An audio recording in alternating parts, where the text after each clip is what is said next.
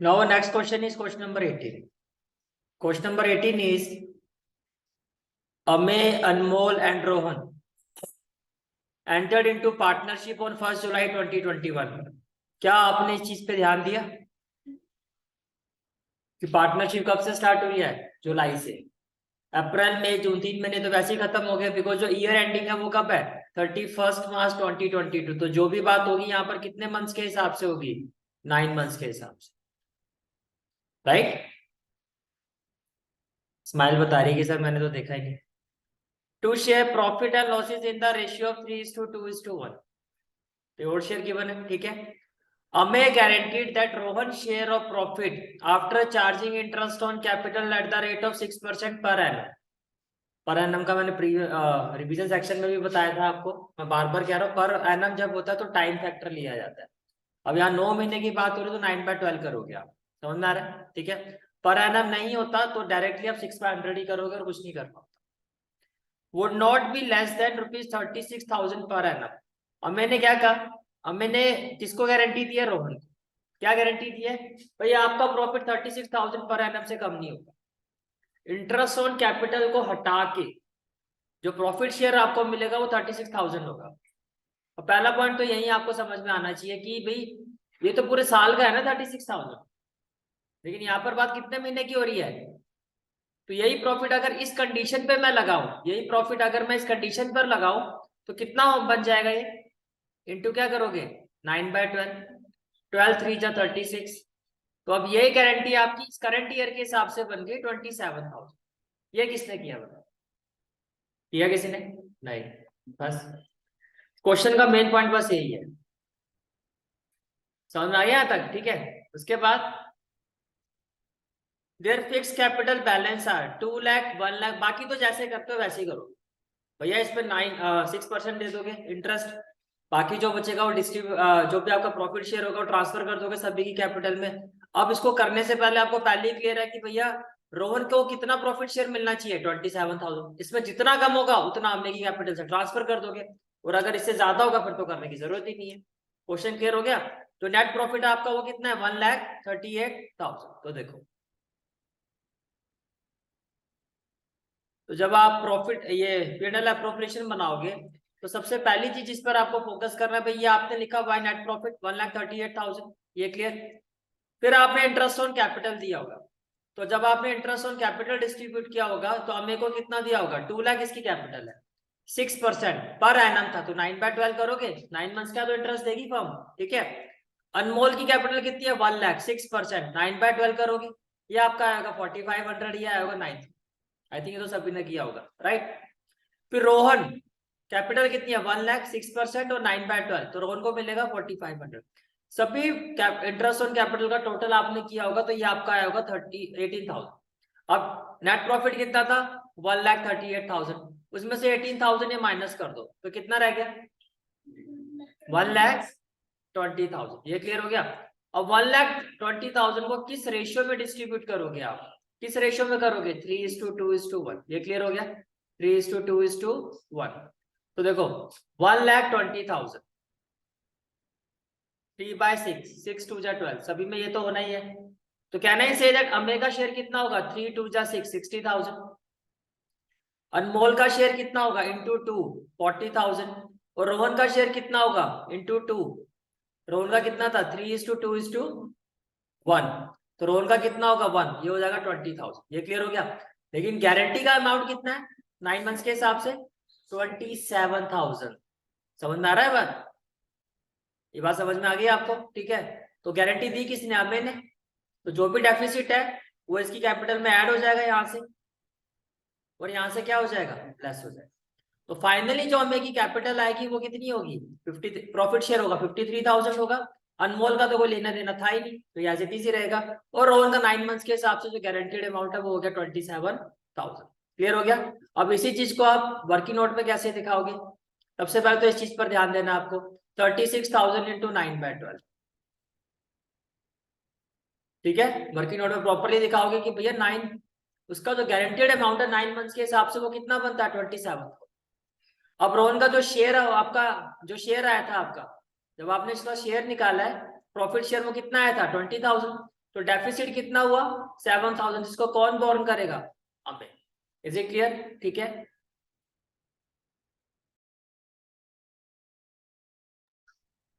Now next question is, इसी question का ये ऑप्शनल है, ऑप्शनल पार्ट है। Question is Ajay, Manish and Sachin were partner sharing profit in the ratio 5:3:2। तो ये कौन सा रेशियो हो गया, old ratio. Their capital were 6 lakh, 8 lakh and 11 lakh as on 1st April 2021. Then as per partnership deed, there is a partnership deed. Interest on capital were to be provided at the rate of 10% per annum. Okay. For the year ended 31st March 2022, profit of 2 lakh were distributed without providing for interest on capital. अब अगर हम इसका interest on capital निकालते हैं तो 6 लाख का 10% कितना, 60,000। 8 लाख का 10% कितना, 11 लाख का 10% कितना, 1,10,000। ये क्लियर हो गया। अगर इसका आप टोटल करो तो ये आ रहा है आपका 2,50,000 और आपका जो प्रॉफिट है वो कितना है 2 लाख। तो कहना से दैट अप्रोप्रिएशन जो है वो ज्यादा अमाउंट पे आ रहे हैं कंपेयर टू द प्रॉफिट। अब नॉर्मल केस में क्या होता है, अगर आपने जो प्रॉफिट है, अगर आपने प्रॉफिट जो है वो राइट रेशियो में गिवन होता है या उसका रेशियो ठीक होता है तो उसको हम वापस नहीं लेते, लेकिन यहाँ आपको प्रॉफिट वापस लेना पड़ेगा। क्यों लेना पड़ेगा आप समझो। भैया आपने जो प्रॉफिट दिया वो तो देना ही नहीं बनता था, क्योंकि इंटरेस्ट ऑन कैपिटल ही आपका उस पर ज्यादा जा रहा है। जब आपका interest on capital he profit से ऊपर चला गया तो प्रॉफिट देने का तो मतलब ही नहीं बनता। फिर मेरी बात समझ में आ रही है। आपका जो इंटरेस्ट ऑन कैपिटल है इसका टोटली कितना आ रहा है 2,50,000, 2,50,000। तो जो आपने प्रॉफिट जिस भी रेशियो में दिया है, ऑब्वियसली इसी रेशियो में दिया 5:3:2। फर्स्ट स्टेप क्या होगा, जब आप एडजस्टमेंट टेबल बनाओगे आप इसको वापस ले लोगे। मेरी बात समझ में आ रही है, ठीक है। दूसरी बात, अब अप्रोप्रिएशन जो है आपके, जो आपके अप्रोप्रिएशन है वो आपके प्रॉफिट से क्या है ज्यादा है। ये कहानी क्लियर, ठीक है। तो इनका मैं रेशियो निकालूंगा, क्या निकालूंगा, रेशियो। तो 4:0, 4:0 और 4:0 ये खत्म। तो रेशियो क्या आ गया 6:8:11। यही आ रहा था आपका, ये क्लियर हो गया, ठीक है। तो 11 और 8 19, 19 + 6 25। ये समझ में आ गया, ठीक है। तो इसका मतलब जो है अजय वो इस प्रॉफिट का कितना अमाउंट लेगा, कितना शेयर लेगा 6/25, यस और नो। फिर कौन है मनीष, मनीष इस प्रॉफिट का कितना शेयर लेगा 8/25। ये समझ में आ रही है बात। और ये कितना शेयर लेगा 11/25 इंटू 2 लाख। पहले कंसेप्ट क्लियर हुआ या दोबारा बताओ, क्लियर है ना सारी चीजें, ठीक है। अब देखो पहला स्टेप जो आपको समझाया गया है, जो मैंने बताया आपको कि आपने क्या निकाला, फर्स्ट ऑफ ऑल आपने इनका इंटरेस्ट ऑन कैपिटल निकाला। जो अजय का कितना आया था 60,000, मनीष का कितना है 80,000 और सचिन का है 1,10,000, पूरे साल का इंटरेस्ट। तो टोटल इंटरेस्ट ऑन कैपिटल आपका आ रहा है 2,50,000। ये क्लियर होगी बात, ठीक है।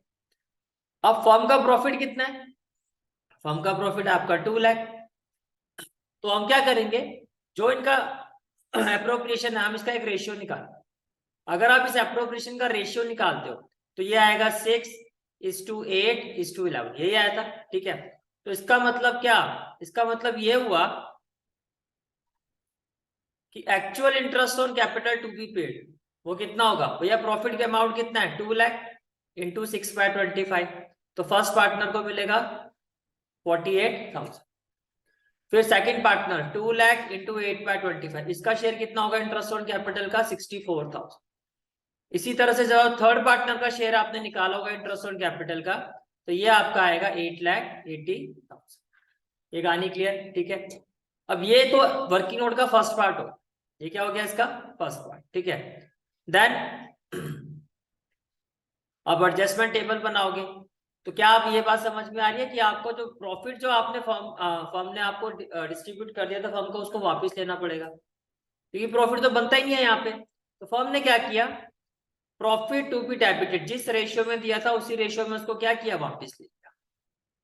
5:3:2, तो देखो 2 लाख, अजय का शेयर कितना है, इंटू 5/10, तो 0 से 0 कैंसिल, 5×2 = 10, तो 1 लाख से इसकी capital debit, right. Then Manish का शेयर कितना है, 3, तो इंटू 3/10, तो ये हो जाएगा 3×2 = 6, तो 60,000 से इसकी कैपिटल डेबिट हो जाएगी। देन सचिन का शेयर कितना है, 2/10, तो इसकी कैपिटल जो है 40,000 से डेबिट हो गई, तो सारा का सारा जो प्रॉफिट है फर्म के पास वापस आ गया। अब आपने अभी निकाला अप्रोप्रिएशन, अप्रोप्रिएशन के बेसिस में अजय को कितना इंटरेस्ट मिलेगा, interest on capital to be credited as by our working note 1, इसको कितना मिलेगा, 48, इसकी कैपिटल क्रेडिट होगी 64 और इसकी कैपिटल क्रेडिट होगी 88,000। अब देखो फर्म इस चीज को कैसे रीड करेगी, फर्म अजय को बोलेगी, अजय अजय हमें आपसे 1 लाख लेना है और आपको 48,000 देना है, तो नेट इफेक्ट में आप हमें 52,000 दे दो, तो हम आपकी कैपिटल को डेबिट कर रहे हैं 52,000। बात क्लियर। फर्म मनीष को क्या कहेगी, हमें आपसे 60,000 लेना और आपको 64,000 देना है, तो नेट इफेक्ट में हम आपको 4,000 आपकी कैपिटल को क्या कर देते हैं, क्रेडिट। ये भी बात क्लियर, ठीक है। सचिन हमें आपसे 40,000 लेना है और हमें आपको 88,000 देना है, तो नेट इफेक्ट में हम आपको 48,000 क्रेडिट कर देते हैं। इसका टोटल करो, कितना आ रहा है, 52,000, तो total credit is equal to total debit. ये कहानी क्लियर, ठीक है। इसके बाद जब आप जर्नल एंट्री पास करोगे तो वो कुछ इस तरह से हो, that is Ajay's capital account debited 52,000 to Manish capital account 4,000 to Sachin's capital account 48,000 being adjustment entry passed। कोई डाउट है तो बताओ, क्लियर हो गया, ठीक है।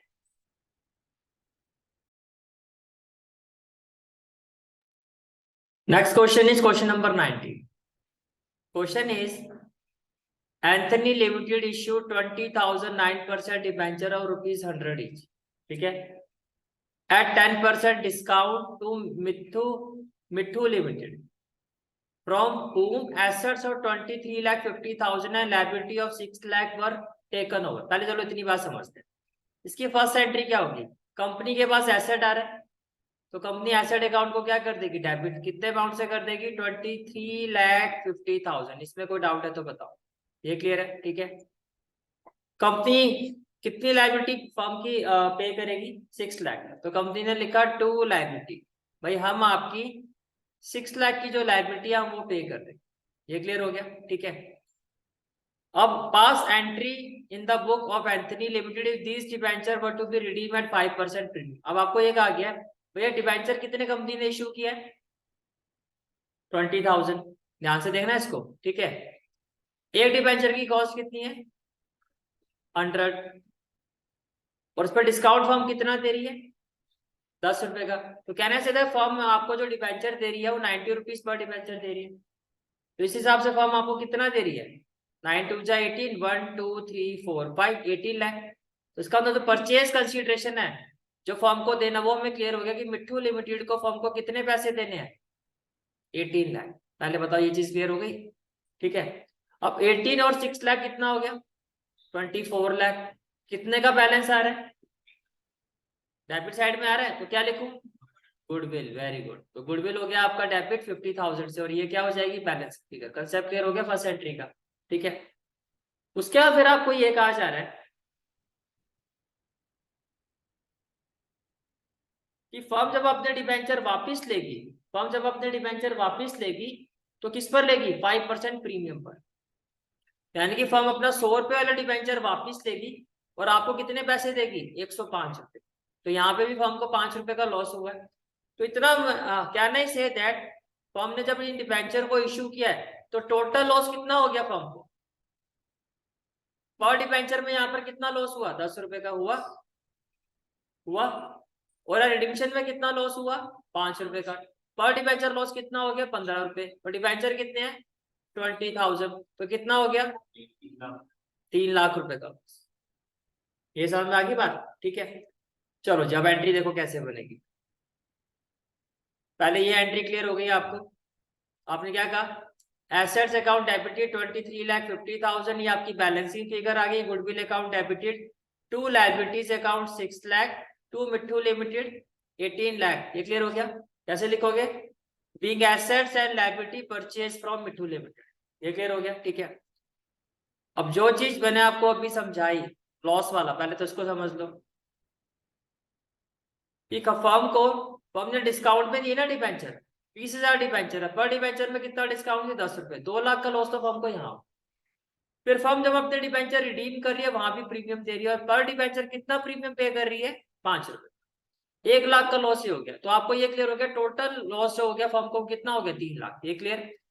अब इसकी एंट्री में, इसको एंट्री में कैसे शो किया जाता है अब ये समझो। देखो पहली बात तो मिट्ठू लिमिटेड अकाउंट को फर्म पे करेगी, कितना अमाउंट पे करना है? 18 लाख। ये क्लियर हो गया? लॉस फर्म के लिए क्या होता है? सॉरी, लॉस को हम क्या करते हैं? डेबिट। प्रॉफिट को क्या किया जाता है? क्रेडिट। तो जो भी टोटल लॉस है इसको फर्म क्या करेगी? डेबिट करेगी। तो कैसे लिखा जाएगा इसको? Loss on issue of debenture. अलग अलग नहीं लिखा जाता है कि किसका कितना लॉस है, दोनों को एक साथ मर्ज करके एक ही एंट्री बनाई जाती है। समझ में आ रहा है? ऐसे लिखा जाता है कि लॉस और discount on issue of debenture, और इसको अलग अलग नहीं लिखा जाता। दोनों का टोटल अमाउंट जैसे हमने अभी निकाला उसको निकाल के एक ही एंट्री बनाई जाती है, लॉस और इश्यू ऑफ डिबेंचर अकाउंट। समझ में आ गया? ठीक है। ये नहीं, इसको कभी भी अलग अलग नहीं लिखा जाता, इसको मर्ज करके ही लिखा जाता है। हाँ, आइडियल वे में देखो ऐसे समझो, जो डिस्काउंट होता है और आपका ये जो प्रीमियम और रिडीम्पशन और डिबेंचर होता है, आइडियली जो है आपको इसको एक ही एंट्री में कन्वर्ट करके, अलग अलग लिखने की जरूरत नहीं। अगर दोनों में से, मेरा कहने का मतलब है दोनों में से बेटर प्रेजेंटेशन क्या है? This is the better form of presentation. समझ में आ गया कि अलग से दिखा रहे हो डिस्काउंट ऑन दिस और फिर लॉस ऑन रिडीम्पशन और डिबेंचर, वो सारा अलग से करने की जरूरत नहीं होती है। पहले बताओ, ये क्लियर हो गया आपको? एक साथ ही करना। अच्छा, कितने जो डिबेंचर थे उसकी फेस वैल्यू कितनी थी? 100 रुपीज। तो क्या नहीं सर 20 लाख के डिबेंचर फर्म ने इश्यू किए थे। ये क्लियर हो गया? ठीक है। उसके अलावा टू प्रीमियम और रिडीम्पशन अकाउंट, रिडीम्पशन का मतलब यहाँ पे फर्म को लॉस हो रहा है। फर्म 100 रुपए की चीज आपसे, फर्म अपने 100 रुपए का डिबेंचर लेके आपको 105 रुपए दे रही है, लेकिन फिर भी आप इसको क्रेडिट कर रहे हो। क्यों कर रहे हो? Because this is a liability. ये प्रॉफिट नहीं है, प्रॉफिट की वजह से नहीं है। मैं बार बार कह रहा हूँ, ये इंपॉर्टेंट क्वेश्चन आता है, कई बार पूछा जाता है एग्जाम में कि भैया क्यों आपने इसको क्रेडिट किया, ये तो प्रॉफिट है नहीं। तो आप कहोगे दिस इज अ लायबिलिटी, क्योंकि फर्म कह रही है फ्यूचर में हम आपने जब डिबेंचर रिडीम करेंगे तब हम आपको क्या देंगे? प्रीमियम देंगे। कितना? टोटल 1 लाख। तो ये लायबिलिटी होने की वजह से इसको क्या किया जाता है? क्रेडिट किया जाता है। ये पॉइंट क्लियर हो गया? ठीक है। तो इसी तरह से आप सेकंड एंट्री बनाओगे इस क्वेश्चन की, being debenture issued on discount redemption at pre. Clear हो गया? ठीक है।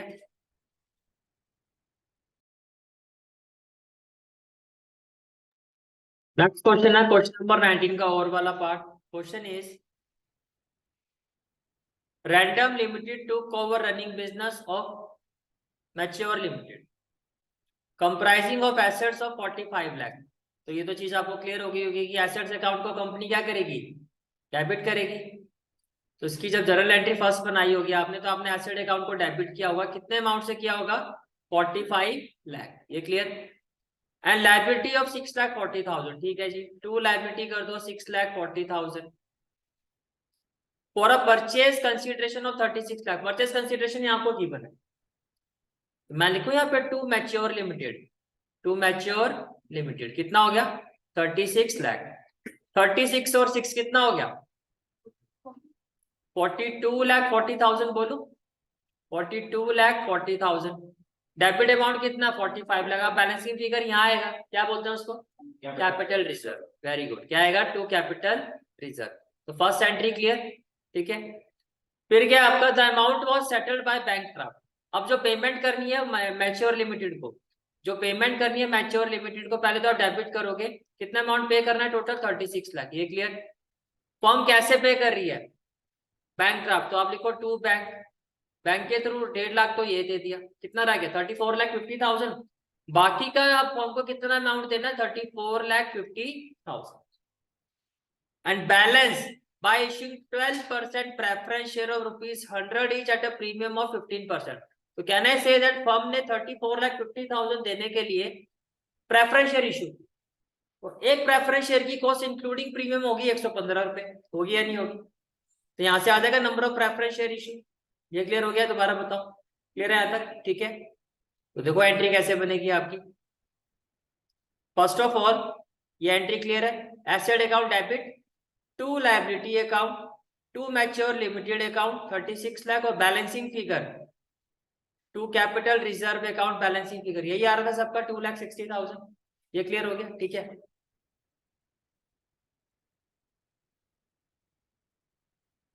That is being assets and liability taken over from mature limited. ठीक है, अब देखो मैच्योर लिमिटेड अकाउंट आपने डेबिट किया होगा, आपने क्या किया होगा?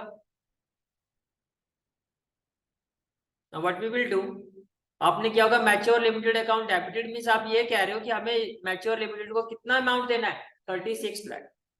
इसके भी आप में आपने फर्म ने बैंक ड्राफ्ट इशू किया, तो टू बैंक अकाउंट हो गया 1,50,000। अब जो रिमेनिंग अमाउंट है, अब जो रिमेनिंग अमाउंट है वो कितना है? भैया अगर 1,50,000 बैंक से दे दिए तो बाकी कितना रह गया? ये वर्किंग नोट का पार्ट है 34,50,000। ये क्लियर? 34,50,000। 34,50,000 के लिए फर्म ने जो प्रेफरेंस शेयर इशू किया है 100 प्लस 15% प्रीमियम, यानी कि 34,50,000 को आप डिवाइड करोगे 115 से, जो आपका आया होगा 30,000। ये सबका ठीक आ रहा है? इसका मतलब फर्म ने 30,000 प्रेफरेंस शेयर इशू किया है। ये क्लियर हो गया? ठीक है, तो जब आप एंट्री बनाओगे, जब फर्म एंट्री बनाएगी इसकी, वो किस तरह से बनाएगी? First of all to 12% preference share account, 30,000 share है ना, यहाँ पे तो फेस वैल्यू लिखी जाएगी इनटू 100, तो ये कितना हो जाएगा? 30 लाख। ये क्लियर? अब हर शेयर में फर्म कितना प्रीमियम ले रही है? 15 टू एसपीआर अकाउंट। अब यहाँ इसको क्यों क्रेडिट कर रहे हैं? तो फर्म का क्या है? प्रॉफिट है, ये प्रॉफिट होने की वजह से क्रेडिट होता है टू प्रीमियम और रिडीम्पशन, जो क्रेडिट होता है वो लायबिलिटी की वजह से। क्लियर हो गया? तो 30,000 इंटू 15 कितना? 4,50,000। ये सारी बातें क्लियर हो गई? ठीक है, तो इसमें जो नरेशन है आप कुछ इस तरह से लिखोगे, being consideration paid to Mature Limited balance through bank draft, ठीक है, and remaining through preference share. Clear होगी सारी चीजें? कोई doubt? Okay, now next question is question number 20। Doraemon, Shinchan and Nobita, क्या बात है, पूरी फैमिली आती है। ठीक है, अलग अलग जगह से आई है, पर आई थिंक डोरेमोन और नोबिता एक ही फैमिली से हैं, राइट? ये तो इसका पूरा चेला है। शिनचैन ये अलग ही दुनिया में रहता है, ठीक है, ये आप ही की जैसा नटखट है।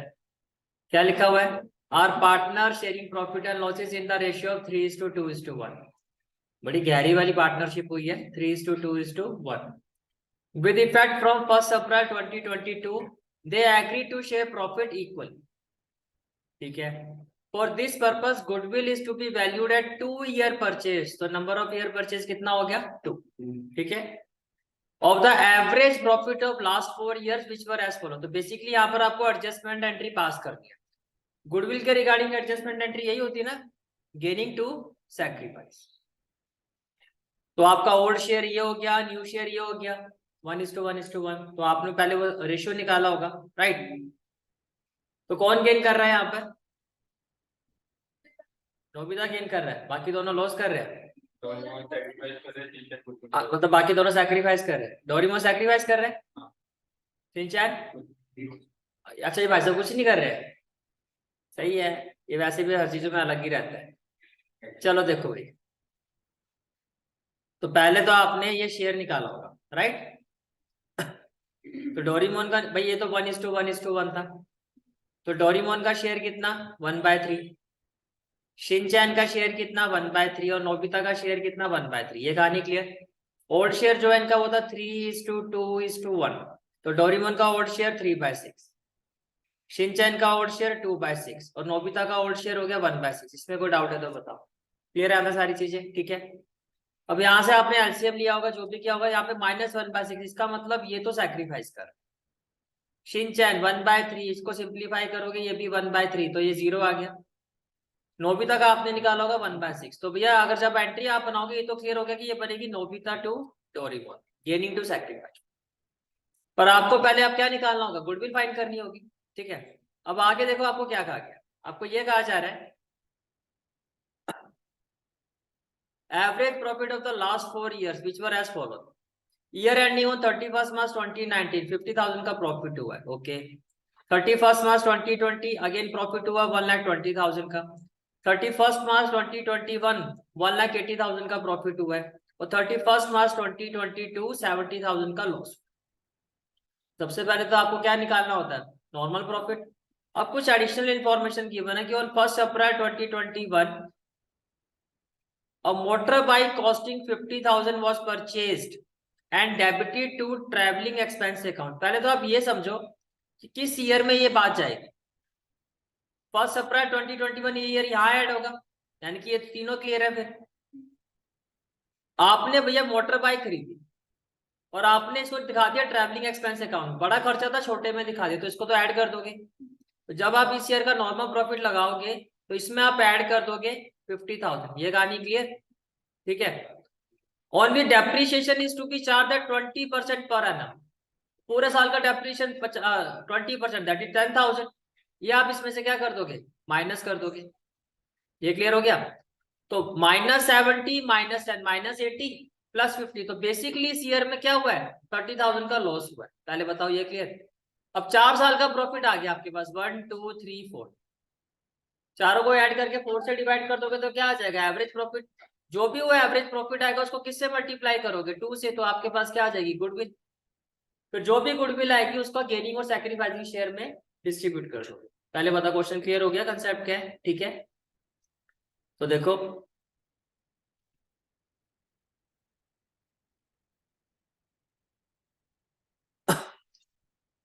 तो क्या ये टेबल क्लियर हो गया आपको? ये सारे प्रॉफिट गिवन थे आपको, राइट? तो, बाकी देखो फर्स्ट 3 years के प्रॉफिट में तो कुछ करना नहीं था आपको।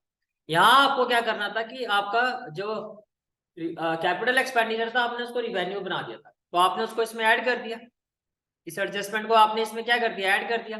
और जो इस पर डेप्रिसिएशन लगा हुआ है, डेप्रिसिएशन आपने इसको इसमें से क्या कर दिया, माइनस कर।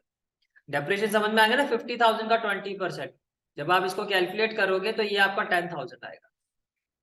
तो -70 -10 -80,000 +50,000, तो कितना हो गया ये, -30,000। तो 4 साल का जब आप टोटल करोगे तो ये आएगा 3,20,000। यही आया था आपका, गुड। अब आपको एवरेज प्रॉफिट निकालना है। तो एवरेज प्रॉफिट का फॉर्मूला क्या होता है, टोटल नॉर्मल प्रॉफिट, वो कितना है आपका 3,20,000। कितने साल की बात हो रही है, 4 डिवाइडेड बाय 4, तो ये आ गया आपका 80,000। गुडविल का फॉर्मूला क्या होगा, average profit into number of year of purchase. तो क्या हो जाएगा, 80,000 इंटू 2 दैट इज 1,60,000। कोई डाउट है तो बताओ, क्लियर है यहाँ पे सारी चीजें? ठीक है, 1,60,000 जो आपकी, अब देखो 1,60,000, इसमें से डोरेमोन का कितना शेयर बनता है, 1/6, कितना हो जाएगा, कितना आया था ये, डेसिमल में आ रहा है? 2 3 जा 6, 2 8 जा 16, 80,000। 80,000 को आप 3 से करोगे तो 3 2 जा 6 2 0, 3 6 जा 18 1 0, 3 3 जा 9, 3 3 जा 9, तो राउंड ऑफ करके 2 6 3 3 3 समथिंग कुछ ऐसा आ रहा होगा आपका। ठीक है, ये 6 6 7 क्यों आ रहा है भाई? हाँ, कितना आया था हमारा वहां पे, 1,60,000। तो 1,60,000 डिवाइडेड बाय 6, 2 3 जा 6, 2 8 जा 16, 80,000 डिवाइडेड बाय 3, 3 2 जा 6, 2 0, 3 6 जा, अच्छा 2 0 आएगा भाई, 6 6 आता रहेगा। 0.6 होने का मतलब सीधा राउंड ऑफ करके 7 ही लिखोगे, 5 से बड़ा आ रहा है, तो ये आपका आएगा 26,667। तो Nobita's capital account debited to Doraemon capital account being adjustment entry. Clear हो गया क्वेश्चन? ठीक है,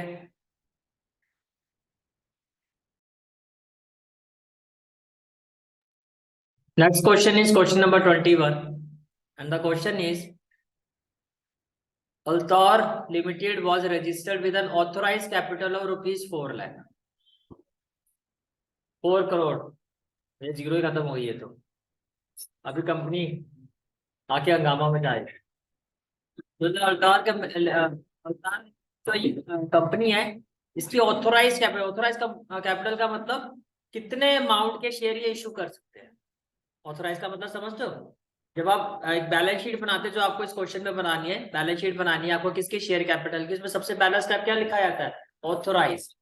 तो ऑथराइज अमाउंट आपको गिवन है, कंपनी जो है 4 करोड़ रुपीस के, कितने, 4 CR रुपीस के कंपनी जो है शेयर इशू कर सकती है।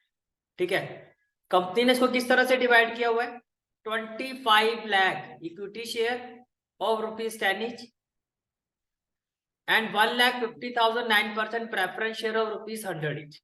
तो ये हो गया आपका 2.5 करोड़, तो ये हो गया, और 1.5 करोड़ ये हो गया, टोटल कितना हो गया 4 करोड़। ये क्लियर हो गया। ठीक है, company issue 8 lakh equity share for public subscription eight 20% premium. अब देखो इसको कैसे पे करना है आपको, ₹3 on application, ₹7 on allotment including premium and balance on call. Balance on call, जब कॉल होगी तब आपको वो पे करना है। तो एप्लीकेशन अमाउंट कितना, ₹3, अलॉटमेंट इंक्लूडिंग प्रीमियम, इंक्लूडिंग, तो ₹10 की फेस वैल्यू बन गई। ₹10 का 20% कितना, 2। तो कैन आई से दैट 10 + 2 बनेगा आपका ये केस, 10 + 2। तो ₹7 में प्रीमियम इंक्लूड कर दूं तो अलॉटमेंट की फेस वैल्यू कितनी है, 5, और प्रीमियम कितना हो गया, +2। ये कहानी क्लियर। क्या फाइनल कॉल हुई है अभी, नहीं, फाइनल कॉल अभी आपकी क्या है, अनकॉल्ड है। ये क्लियर हो गया। All the dues on allotment received except on 50,000 shares, except on 50,000 share held by Sanju. भैया सबकी पेमेंट आ गई, लेकिन संजू एक शेयर होल्डर था जिसके 50,000 शेयर थे, उसने अभी तक पेमेंट नहीं की। चलो जी, ये बात भी क्लियर हो गई। Another share holder Rocky paid is call dues along with allotment. ये भाई साहब बड़े भले इंसान निकले, अलॉटमेंट के साथ साथ जो भी कॉल हुई नहीं है वो भी पे कर, पता है ना, ₹2 देने हैं, तो ये भी रख लो।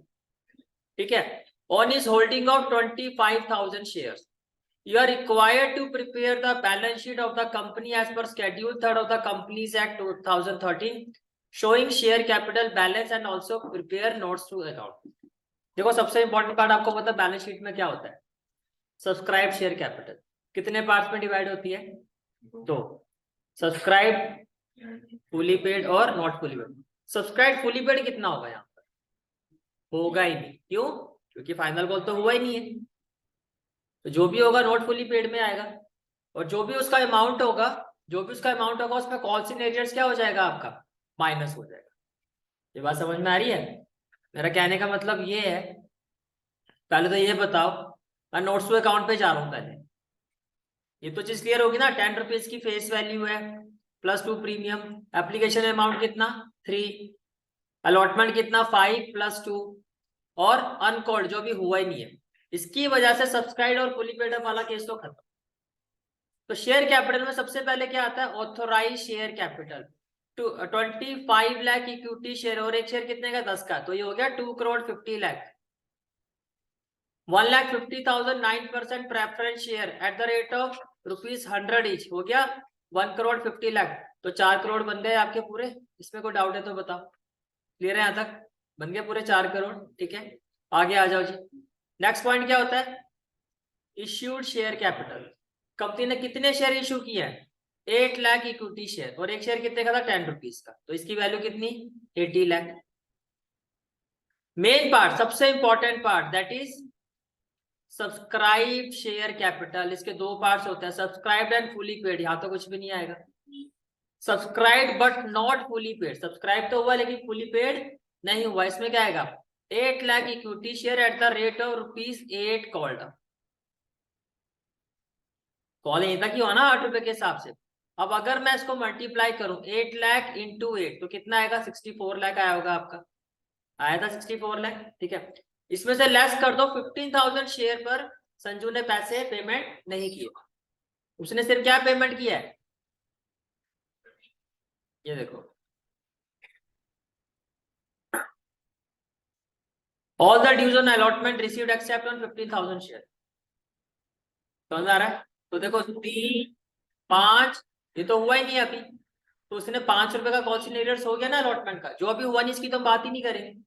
ये समझ में आ रहा है? ठीक है, तो मैं लिखूं कॉल एरियर्स में 15,000 इंटू 5, तो कॉल एरियर्स में क्या आ जाएगा 15,000 इंटू 5, तो ये इस तरह से आ गया 15,000 इंटू 5 दैट इज 75,000। तो फाइनली जो फर्म रिसीव करेगी वो कितना अमाउंट रिसीव करेगी 63,25,000।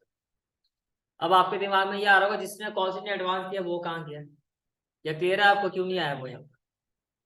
आपको सिर्फ शेयर कैपिटल बनानी थी, जो उसने एडवांस में दे दिया वो फर्म के लिए क्या है यहाँ पे लायबिलिटी। वो करंट लायबिलिटी में जो अदर लायबिलिटी वाला पोर्शन होता है वो उसमें शो होता है, लेकिन यहाँ पे आपको सिर्फ और सिर्फ क्या बनानी है शेयर कैपिटल, तो यहाँ सिर्फ इतना ही शो करो। तो फाइनल आंसर जो आपका शेयर कैपिटल का है वो कितना है 63,25,000। तो क्या ये आप इस तरह से इसको शो करो, बुक्स ऑफ अवतार लिमिटेड बैलेंस शीट एक्सट्रैक्ट बनाओ, एक्सट्रैक्ट है नहीं आपका, इस तरह से फॉर्मेट बनेगा आपका करंट ईयर में जो आपकी वैल्यू आएगी 63,25,000 नंबर 1। क्लियर होगी सारी चीजें? ठीक है,